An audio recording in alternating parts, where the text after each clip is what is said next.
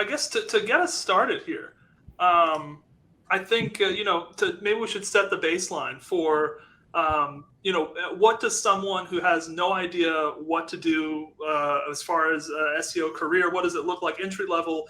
I'm just trying to get started. Let's talk about inroads to the industry, or initial. What's a good way to get a start? What's a good way to evaluate initial opportunities? Everything in that realm. Network. So many of the jobs in our field are filled by friends and friends of friends. It's all about getting to know people and developing that network for yourself. And there are really great ways to do that. There's a very active SEO presence on Twitter. There are Facebook groups, a number of public SEO Facebook groups you can join, and then those will lead into the private ones as well. Come to things like the Raleigh SEO meetup and other meetups in your area and just get to know people. If you're a woman in tech, there are some really great groups as well, Women in Tech SEO and Sisters in SEO, that do a great job of passing around opportunities as well.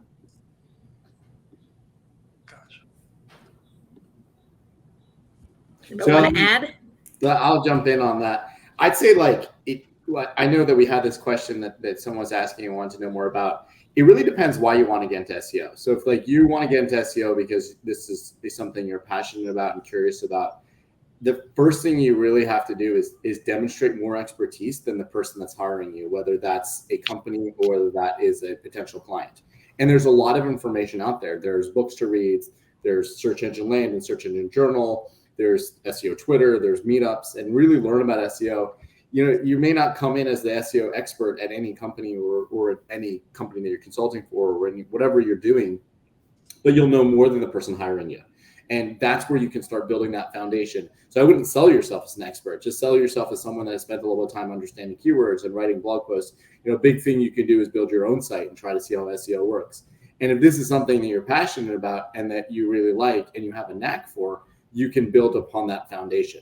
But if it's just a job, I think everyone should be happy in the job they do. So, try it. If you don't love it, there's thousands and thousands of potential careers. So whoever's asking this question, there's a reason you're curious about it. So unleash your curiosity and start learning.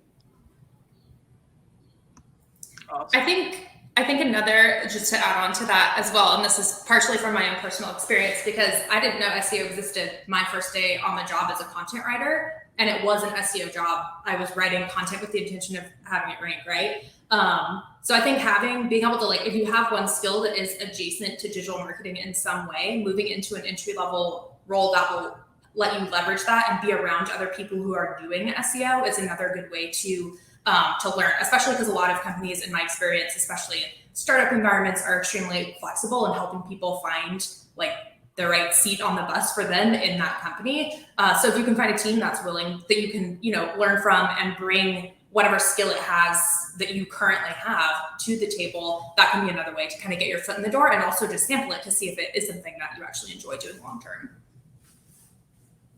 I agree with that. I've seen a lot of posts in just general marketing Facebook groups of people who are saying, I'm in PR, but I'm really interested in learning more about SEO, or I'm a writer, but I know SEO matters, or I am a developer and I want to learn more on the SEO side of things. And so I think that's great advice from Emily too, to dip your toes in a way that's adjacent to what you're doing now, if that's something you're interested in learning.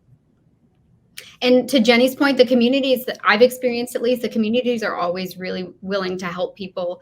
I've posted on Twitter before, this is an issue I'm having. I don't know what's going on with this website or with my GMB or, Google Business Profile now. And people will offer suggestions or point me in the right direction. So being open to learning from the community is also really helpful, I've found. Absolutely.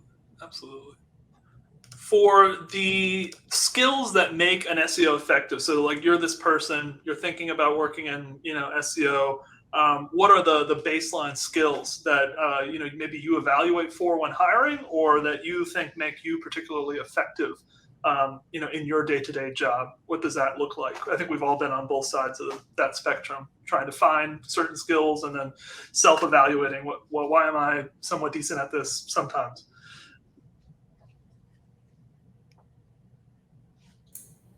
I can jump Nobody in. wants to start. If you guys,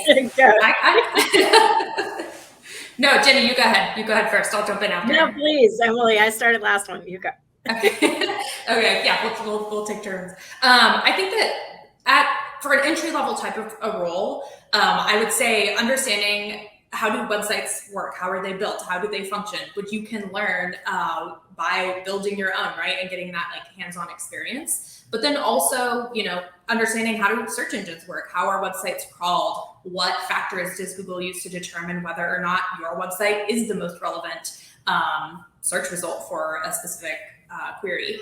Those are the hard skills, right? And that, in my personal opinion, is the easiest part. But that's going to be your foundation for something that's entry level. Something like, mid-level to more advanced or a senior level role is also the ability to take those hard skills and translate them, one, into larger strategies and then educate other people on them.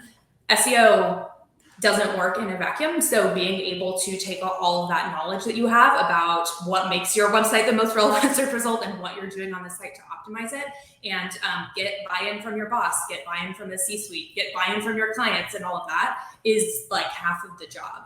Because if you can't get approval, then you're not going to be able to execute. So I think having that dual functionality between the hard skills and then also the ability to communicate it effectively is something that makes a fine SEO, a great SEO, if you have both of those things.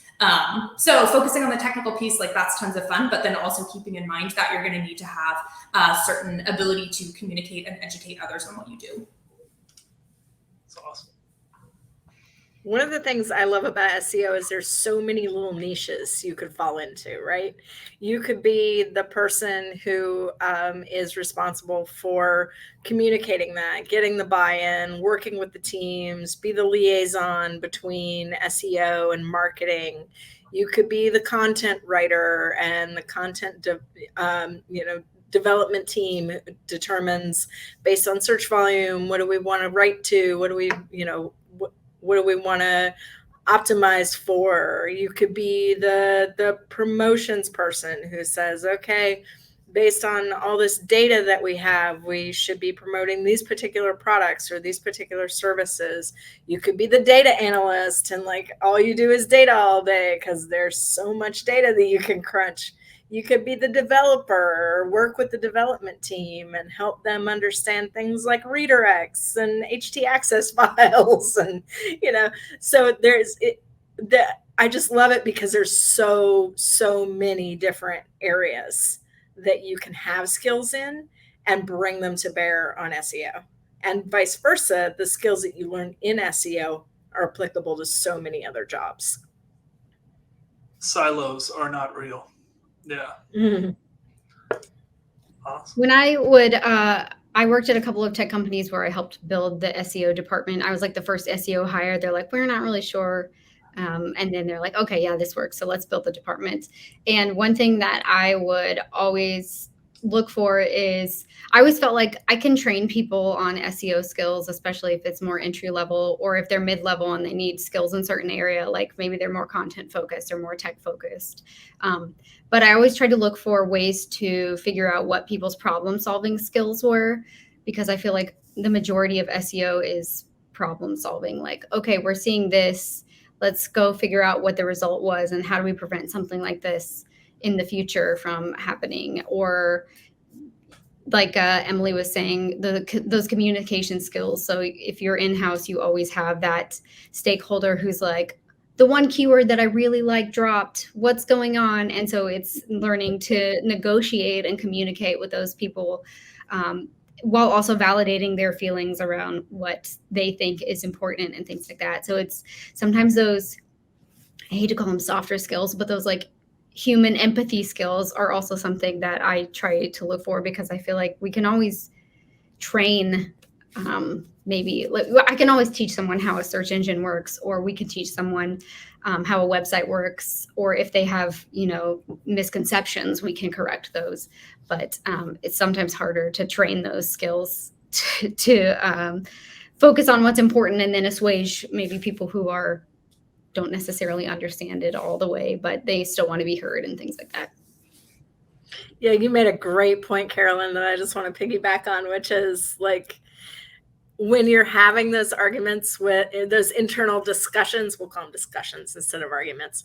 When you're having those discussions with all your internal stakeholders and everybody, wants their product featured on the homepage, SEO is a great opportunity to be able to stand up and be like, but the data shows that we should, and people will respond to that. And I think that, being able to work with all the different departments and either meet everybody's needs or at least address everybody's needs is like a superhuman power that SEO has kind of a baked in ability to provide.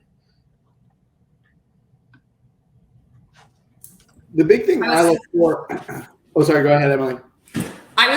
This is just an aside. I was hoping someone would say the word problem solver so I could point out that I'm wearing my problem solver shirt today. So thank you, Carolyn.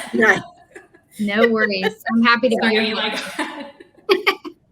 The big thing I look for is I love curiosity, because there's no playbook for SEO. There's, the best practices are just kind of best practices. So real SEO success comes from figuring out problems and solving puzzles.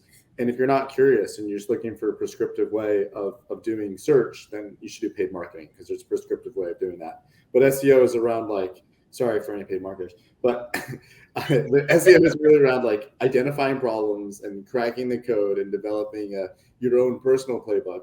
And if you're not curious, then you're not going to find those problems and you're not going to puzzle on an answer. And again, there's no right answer. It comes up with you developing something and seeing what works. So I always test for curiosity and, give sort of the creative kind of questions to see if they come up with something out of the box. My favorite question is, I would always ask if someone had $10 million left in their budget, there's 6 days left to spend it or they lose it, to see what they'd come up with. And it's an SEO question. So most of the candidates I interviewed would be like, well, I'd create content. You're going to 7 days and you're going to create content for $10 million. So I just want to see how far out of the box they could go. And there's no right answer. I don't know what the best answer I ever heard was someone dropping dollar bills from a plane. That's fine. That just shows creativity and curiosity. So I just love those kind of questions to see where they go, and to see if they have the ability to sort of think their way totally out of the box and come up with SEO processes. I love to ask questions if they tell, I'll find out what their hobby is, and whatever their hobby is, I'll be like, so if you could completely redesign the record player, how would you do it? Just because I want to hear how they think.